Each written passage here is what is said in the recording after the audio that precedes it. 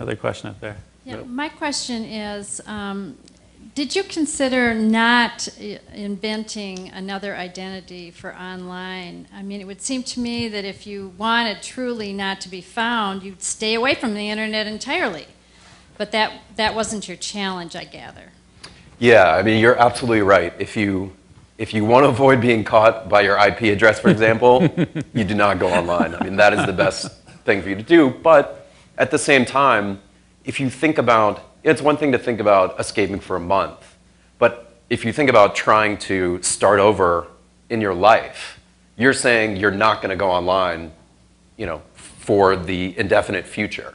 And my thought was, well, if I actually did want to abandon my life in the manner of someone who, let's say, fakes their own death, I wouldn't want to start over as a hermit.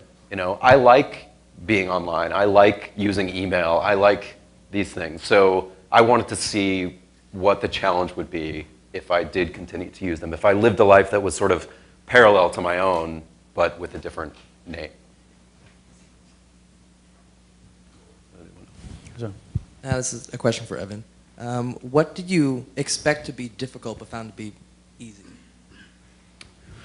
I think that, think about that. I thought would be difficult and easy. I mean, the getting around was easier than I expected, partly because, I had a problem at first because I wanted to take Amtrak a lot, but Amtrak has an ID requirement. I didn't realize that an ID requirement, but then that was really scary at first.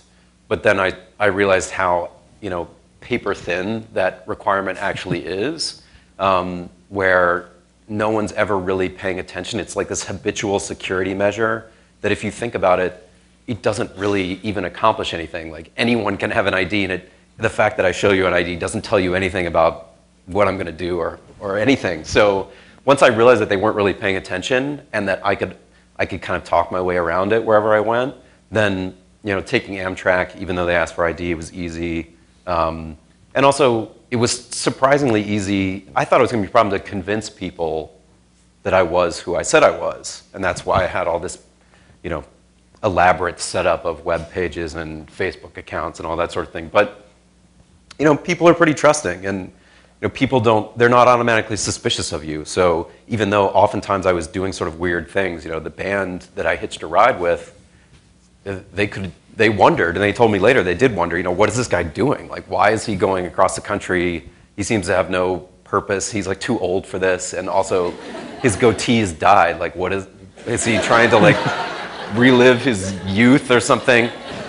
But it didn't seem like I was doing any harm. So, and everyone I encountered, they had a sort of natural trust that I guess if I thought about it, it makes sense. You don't automatically assume someone's giving you a fake name. But then later, I felt really guilty about it. So I actually went back and I had to apologize to everyone that I had interacted with over the course of a month that I could find. Yeah.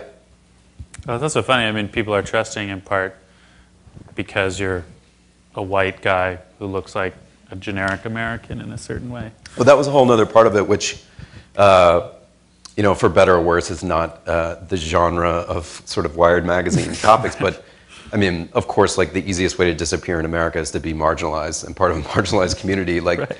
It's almost like a foreign notion to someone that you should try to disappear when you're sort of already feeling like you have no resources, no one's paying attention. So, and that also carried over into I could talk my way into doing things and being places where people weren't suspicious of me just because of the way I look or the way I was dressed.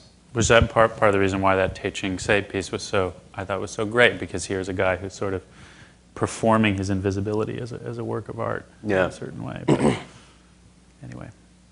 There's another question up there. All right, well, two questions. The first one's dumb. What was the name of the band?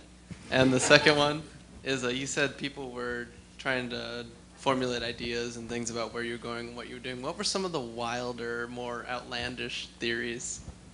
So the name of the band is the Hermit Thrushes. They're from Philadelphia. They're a really small band, but they're really great. They play kind of like art rock, as they called it, like indie rock, but very experimental. They were fun. They would play bars with just 2 or 3 people in like Lubbock, Texas, and then take off their shirts and their pants and like dance around. It was fun stuff. And you've talked to them since the article came out of Yes, not only have I talked to them, I went to see one of their shows in Brooklyn, and then they invited me to come on tour with them again. And so the wilder theories, I mean, it was wild in terms of the way that they would think I was somewhere. And it was interesting how the information that was totally unverified people would start to gather around it. So if someone would start a rumor that I was in Seattle, then other people would feed off of it, and then other people who entered the conversation later would not realize that it was based on a completely unfounded piece of information, and then they would sort of start, putting up flyers and doing things like that. I think the big theory, the prevailing theory for the better part of 3 or 4 days was that I was in Hawaii, and I had previously lived in Hawaii, and so that made some sense. But they had this theory that I had taken a cruise ship to Hawaii, which was remarkable to me because I'd actually considered the possibility of doing that. But if anyone bothered to look it up, the time it takes to get to Hawaii in a cruise ship would not account for the time that elapsed. And eventually someone said, wait, this is not possible. They had already skipped that step. And they were already looking at places in Hawaii where I might be, and which island is he on, and is he in the old place where he lived before, and things like that. So yeah, that was probably the furthest afield. Sometime before your article was in Wired magazine, there was a large spread in Wired about the disappearance of Jim Gray, the Microsoft scientist. In any way, did his disappearance inspire your project? Not in any conscious, excuse me, not in any conscious way that I can think of. That was a great piece, and that was a tragic story. But his was a case of lost at sea. And the interesting thing in that case, and why it made such a compelling story, was that he was a high-tech guy, and he had all these friends in high-tech, and they basically employed every possible resource that they could bring to bear on it, and they still couldn't find him. So I don't know, maybe it did. I think I've been collecting these fake death stories for years and years, so I was already sort of looking for an end. But it certainly may have given my editors, a reason to accept it. I'm wondering about the stories that you told people about this new identity, and if that was fun. Did you make up anything about your college experience, or what was the small talk like when you were interacting, meeting people at bars or something like that? Was it hard to keep it straight too? It was hard to keep it straight, and I will say that I thought that would be fun, and it was not. It absolutely was not fun, partly because it's nerve-wracking. I mean, I commend to you to try this. Try to go introduce yourself to someone, even just using a different name. It feels like such a fundamental deception because you're so used to introducing yourself as yourself, telling your story, reaching back into your memory to make connections. Oh, I've been to Minneapolis. I came through here when I was driving across the country. And then to try to shut all that down and make things up. It's fun when you're sitting at home doing it and saying, I was developing backstories. And I'll say that I went to school here. And I would always use things that I had knowledge of so that if someone challenged me, oh, my brother went to Georgia Tech, then I would say, oh, well, yeah, what dorm was he in? And I had some knowledge about it, even though I didn't go there.